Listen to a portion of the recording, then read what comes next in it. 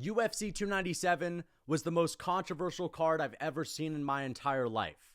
We had robberies, fraud checks, and underwhelming co-main events that shouldn't have had a title fight on them to begin with. But what I'm going to do in this video, before anything else, before I recap every single one of these other fights on this card, is I'm going to talk about the main event in contrast with Movsar Evloev versus Arnold Allen. Movsar Evloev versus Arnold Allen was a clear fight. The main event was not clear at all. There were 2 rounds for Strickland, 2 rounds for Du Plessis, and that second round, the swing round, could have gone either way. And you know what? Maybe it would have been best to make that a 10-10 even round. Maybe that would have made sense. But because that fight was so close, I want Strickland to get a rematch. And I didn't mention that in my video last night, but he does deserve a rematch. It feels wrong to take the belt off of Sean Strickland, even though Du Plessis could still win that fight, because Sean Strickland has a claim to win that fight as well, or because there could have been a draw. And this was maybe the closest fight I've ever seen in my entire life. I believe that Sean Strickland is more deserving than anyone else of a title shot in his next fight. Okay?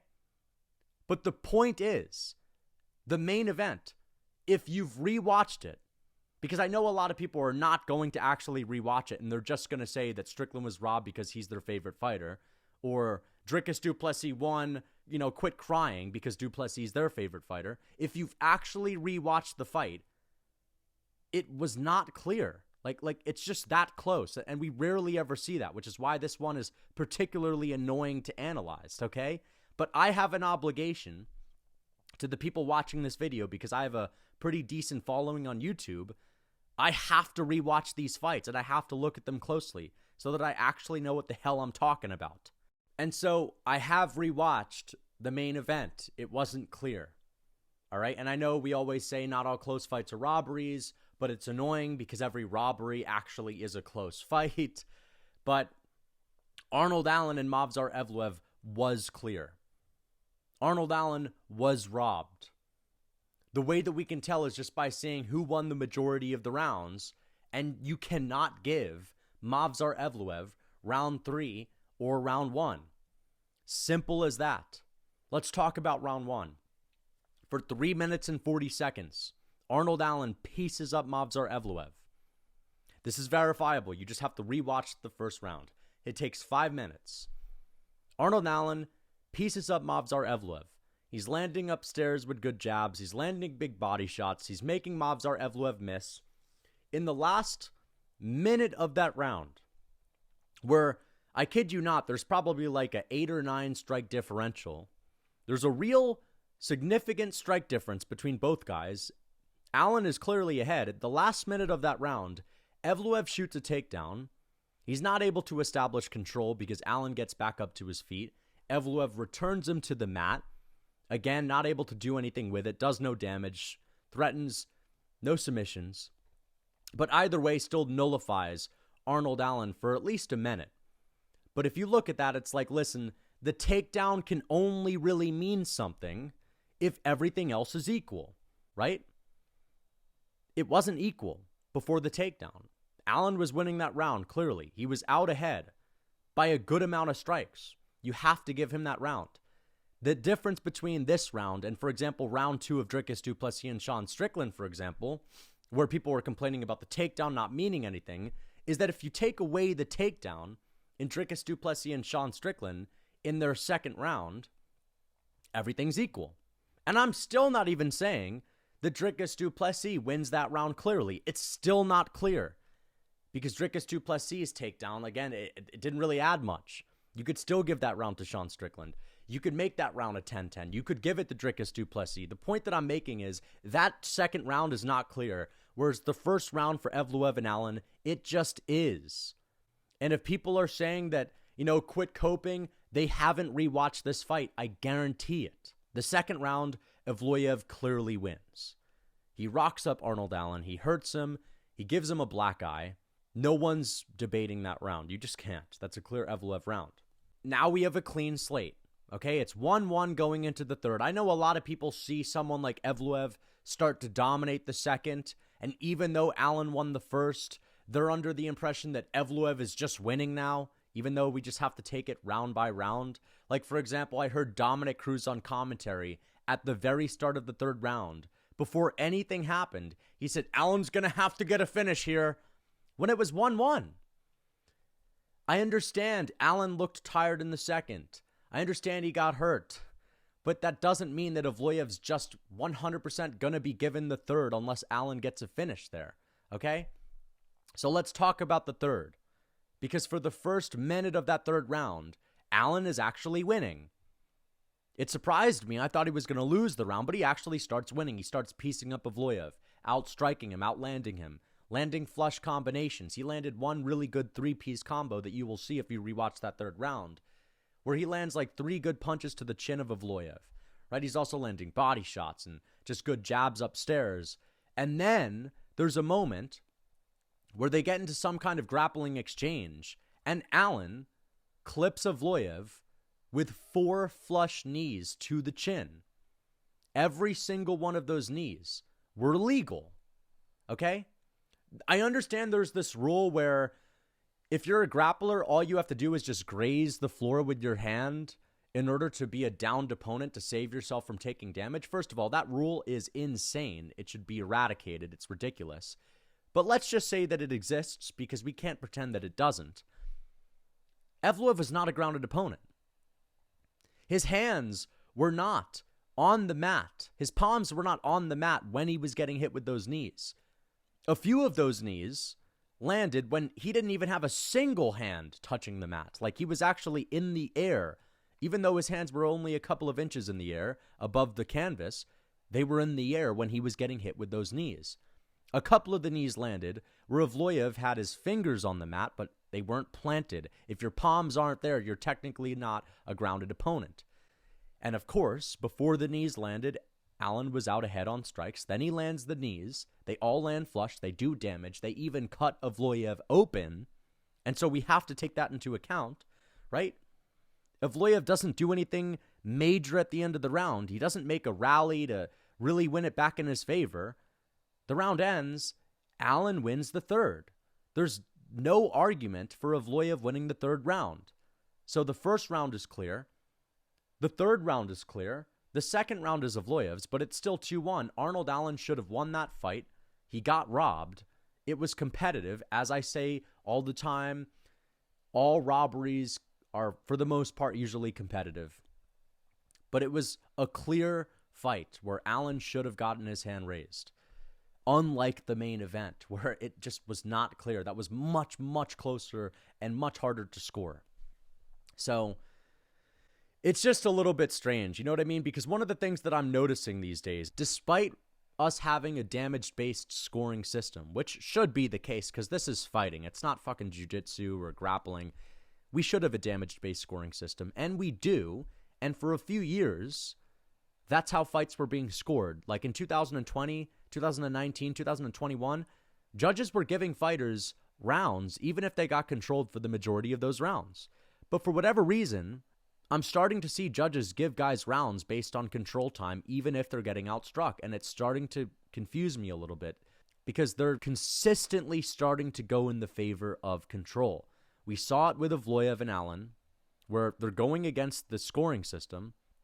We saw it in the Jung Young Park and Andre Muniz fight, where Andre Muniz has like 3 minutes of useless control, doesn't do any damage, doesn't threaten any submissions, isn't even able to contain Jung Young Park on the ground. Like, he can't even keep him in one position.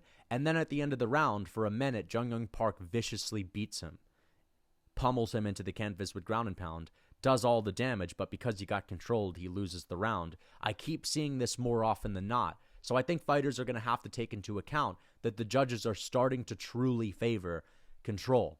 Like, if you're getting outstruck by a slim margin, all you have to do is shoot a takedown and you win the fight, which I just think is ridiculous. Again, a takedown should really only mean something when everything else is equal.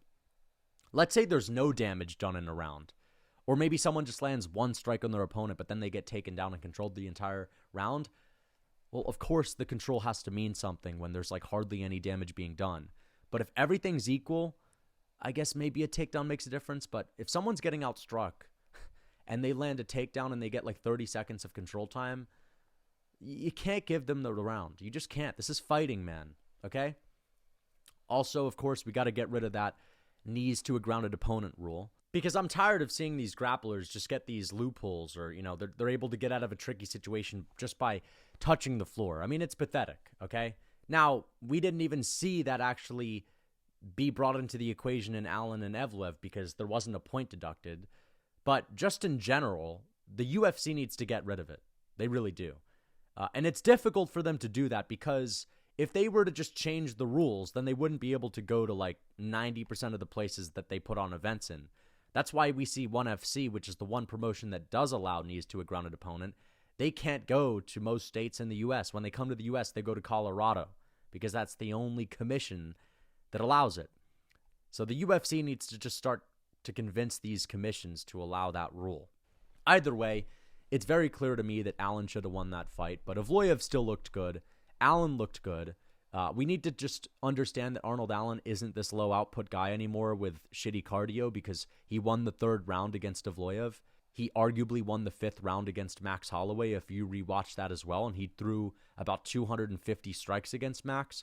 So my original take of Allen being this low output guy with bad cardio, I think that I'm wrong on that, okay? Because I take that back, and I took that back going into this weekend as well. Let's talk about the main event again. Sean Strickland and Dricus du Plessis. I want to see a rematch, okay? Adesanya, I'd love to see him fight Dricus du Plessis. And I'm worried that if we see the rematch between Strickland and du Plessis, we will never see the Adesanya du Plessis fight if Strickland wins the rematch. But I think it's worth risking it because it's right. And I also just have this fear that the UFC isn't going to give Sean Strickland a rematch, and they're going to send him to the Apex, to main event fight nights. They're not going to give him a spotlight. They're going to try to hide him away from the media. And I think that as a fan base, we need to do what's right, and we need to call for this rematch, okay? We just do, because it was that close. And the only other alternative is Adesanya coming off of a loss, where I would love to see the Adesanya du Plessis fight, but Strickland just deserves it more.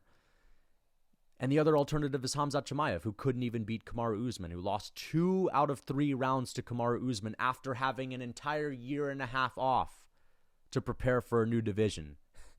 And he loses the 2nd and 3rd round to Usman. He doesn't deserve it.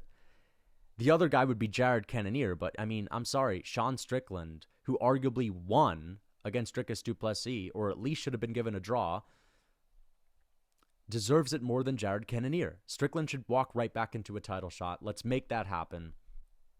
Sean Strickland's still really excellent. I think we learned that his grappling defense is on point and that no one's just going to cut through him like butter. And that's why I would pick Sean Strickland to beat a heavy pressure grappler like Khamzat Chimaev, who I believe would not have a lot of success with Strickland and would probably gas out and lose. And I think it's also clear that Dricus du Plessis has a good gas tank. I think we can say that now. If you're looking at how much success he had in the 4th round, in the 3rd round, pushing a heavy pace on Sean Strickland, that guy does not have any really serious issue when it comes to his gas. That guy does not have a serious issue when it comes to his gas tank. That's that for the main event. I've already discussed it in depth in my video last night. So now it's time for me to discuss the rest of the card. We had a very underwhelming title fight between Raquel Pennington and Mario Bonasilva. Crazy how Mario Bonasilva was talking a load of smack, calling Raquel Pennington boring during the press conference, saying, "Youth put people to sleep. We sleep during your fight. You're not on my level."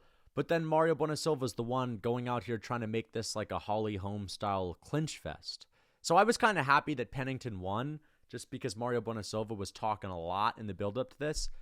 But it's very clear that both of these women are not really looked at as champions, okay? Now, I'm not taking anything away from the work that Raquel Pennington has done throughout her career.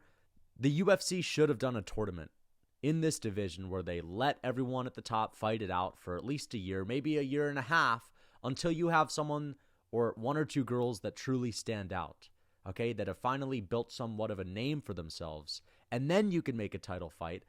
But Raquel Pennington, in my opinion, just has to be the most unpopular UFC champion ever. And I know unpopular doesn't mean that they don't deserve to be a champion, but in this case, she's unpopular.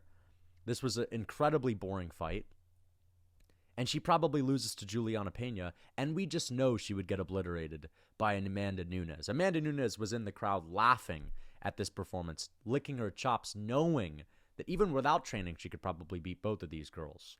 So I honestly wouldn't mind Amanda Nunes coming back, because without her, man, the division's just boring as hell. If this is the best this division has to offer outside of Juliana Pena, with Amanda Nunes absent, I mean, you may as well just scrap the whole thing, because we need a star in this division. Otherwise, we're going to get more title fights just like that, and it just will not be special. So that's my take on the co-main event. Very underwhelming, but good for Raquel Pennington. She just achieved her dreams, and for her, that's a beautiful thing. So shout out to Raquel Pennington. Magny fraud-checking Mike Malott, dude. They were treating Mike Malott like he was the Canadian McGregor this week. He was supposed to go out there and style on Neil Magny. And it looked like he was going out there to try to recreate the performance that Ian Gary had on Magny. He was chopping at Magny's twig legs early on, but he just didn't have any sting on these low kicks. He clearly doesn't have the same kind of striking as Ian Gary, and he eventually resorted to the takedowns. And I picked Mike Malott to win this fight because I saw that he was a really excellent grappler that had racked up a ton of submissions in the UFC so far. And if you look at the way that Magny has been finished in the past, it's usually by submission. Mike Malott's winning the fight, make no mistake about it, but it was boring, insanely boring. And before Magny turned the tide and came back in the third round to get the finish, I was saying to the people that were watching my live stream, this is a really bad look for Malott. Even if he wins tonight, his stock is going to crash. Like, this is just terrible for his career. Because if you're going to beat Neil Magny, that's one thing. If you want to be a world champion, you have to destroy Neil Magny. If you just beat him by a measly decision, you're just never going to be a world champion. And that's an indication that you're not that great. Okay? And of course, the fans are not going to like that either. Because again, look at the pop that they were giving Malott on his walkout at the press conference. I mean, he was really being set up for a dominant performance here to break out as a star. And even if he were to have won and not fumbled that position at the end of the third round, it would have been really disappointed, and people would not look at him as a future threat in this division to become a world champion. And of course, Magny ends up finishing Malott and proving that even though he has a hole in his grappling, being his submission defense, he still proved to be a tough out. I mean, he's a crafty veteran for a reason. He was able to keep composed in all of these bad positions on the ground. He was able to fight the hands even when he was getting mounted. And he just waited for the right opportunity until he actually was able to get top position. And when Magny gets in top position, he's very dangerous, okay? Magny's a finisher. He had a similar style of finish against Daniel Rodriguez in 2022 where he lost the first couple of rounds. Then he came back in the third, got a dominant position on the ground, started beating up D-Rod when D-Rod was gassing out, and he eventually finished that fight via submission. So Magny in the third round, if he gets on top of his opponent, he's very dangerous there. That's like the only place where Magny can get a finish. And while I was watching this live, I was saying, you know, this fight sucks so much, and it's so unfortunate that Malott is stinking it up like this when he's supposed to go out there and get a finish, that the only way to make this fun and interesting is for Magny to win. And I was saying, what if Magny just flatlines him? And of course, he goes out there and gets the TKO. Crafty veteran performance from Neil Magny. Once again, another legendary welterweight win. He's passed GSP on the all-time list for most welterweight wins, which is crazy. And Mike Malott got fraud checked, and I guess he's never going to be a champion. So there's that. Let's get on to the next one. Chris Curtis, Marc-Andre Barriault. Fun fight. Respect to both guys. This one delivered. Marc-Andre Barriault is the typical brawler that's just going to slug it out in the pocket, and so is Chris Curtis. I honestly didn't really keep up with the scoring of this. I was just enjoying the fight because, you know, these guys were just in the phone booth trading with big elbows in the pocket, dirty uppercuts, and it's just one of those fights where the scoring just doesn't really fucking matter, okay? It was a close fight. It was a gritty fight. It was a dirty fight, but it was fun. So credit to Chris Curtis for winning. Marc-Andre Barriault made Canada proud with at least making it entertaining. And man, now that I bring up Canada, none of the Canadian men on this card won. Brad Katona lost as well. That's the guy that's won TUF twice, and he's just not able to get any wins in the UFC, which really goes to show the level of competition that's on TUF is just garbage. I mean, I feel like they should just get rid of that show as a whole. Brad Katona is a total fraud. How bad is his last opponent that he was able to not style on, but at least make it look entertaining against? Katona, by the way, this was actually kind of similar to the Arnold Allen and Evloev fight, insofar as Armfield was clearly ahead on the feet, but every now and then Katona, who was landing a couple of shots here and there, would get a takedown, but he wasn't able to do anything with the takedowns. But they still gave it to Armfield, unlike the Evloev fight, where when Evloev gets the takedown, even though he's behind on the feet, they give it to him. I mean, the judges are just not even consistent with them consistently making mistakes at this point. So, yeah, that was kind of a boring fight, but credit to Armfield. Brad Katona, I mean, he's never going to get anywhere in the UFC, and he's, hardly even UFC caliber. Charles Jourdain, Sean Woodson, very frustrating fight to watch. Charles Jourdain, I've seen this guy outstrike Shane Burgos. I've seen him outstrike Nathaniel Wood. But Sean Woodson's the guy to give him issues on the feet. And this was really the reality check for Charles Jourdain fans, because I've been hyping him up for a while, saying that, listen, no one's ever outstruck him. He's special. He only gets beat when it comes to the grappling. His grappling is improving. He's still young, but I can't make those excuses anymore. Sean Woodson still is an awkward guy to fight because obviously he's got a slender man build and he's like 6'3" with a 78-inch reach for the featherweight division. But if Charles Jourdain can't get past Sean Woodson, who really just is all reach, at the end of the day, that's kind of the only thing that he has going for him, he's never going to be that great. And I know that Woodson's not going to be that great either, because he got his ass kicked by Luis Saldana, who's nothing special. So I got that fight wrong as well. Awkward moment when they read out the scorecards. I mean, I heard Sean Woodson. I think his nickname is like the Knight or the Ninja, or maybe it was the Samurai, Sean Woodson. And I see Charles Jourdain acting like he won. First of all, I don't understand how Jourdain thought that they read his name. Is he deaf? Like, it was clearly a Sean Woodson that Bruce Buffer said. Anyway, Serhi City and Brad Tavares. I'm sorry, not Brad Tavares. Serhi City versus Ramon Tavares. Insanely good fight. Outside of the main event and outside of Chris Curtis versus Marc-Andre Barriou, this is definitely one of the best fights of the night. I picked Serhi City to win this one. A lot of people think that he did win it, but Ramon Tavares, despite getting outstruck for the majority of the fight, did land a knockdown in the first round with a body shot, and he landed a knockdown, I believe, in the second round, despite getting outstruck. Serhi City beat Ramon Tavares' ass at the end of the second round, but Tavares still dropped him clearly. And then the third round was close. But I could see them giving this fight to Tavares. I don't have an issue with that. I don't think it was a robbery. Even though Serhi City looked good and he's the Canadian guy, even though he's technically repping Ukraine, he trains out of Canada, and he kind of won the crowd over. I do believe that it was rightfully given to Ramon Tavares. So I have no complaints there. Excellent fight, though. And then, of course, we had Gordon versus Flick. I got my pick correct there. Jimmy Flick gets the submission. Johan Loness gets beat by Sam Patterson. And I was calling Johan Loness the British killer because he's beat a bunch of British people before.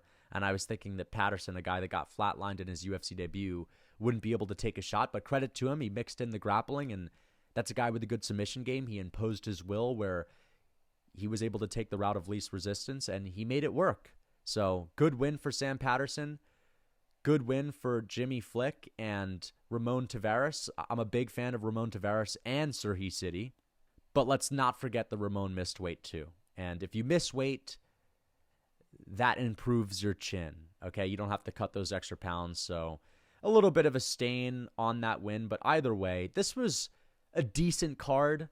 I know that Dana White complained about Allen and Evloev and said it was one of the most boring fights he's ever seen. What the fuck are you talking about, Dana White? That was actually a pretty fun fight, despite it not being a fight that went to the right guy. It was still fun. Evloev still looked good. He still had big moments in the second. Allen made it fun in the third and the first. I mean, I just don't understand how Dana White could possibly call this a boring one. But either way, What do you guys think in the comments? Let me know your overall thoughts on the card as a whole. I got most of my picks wrong. I did not do well. But then again, I mean, who did do well on this card? This was all over the place. So, hope you guys enjoyed the video. Until next time.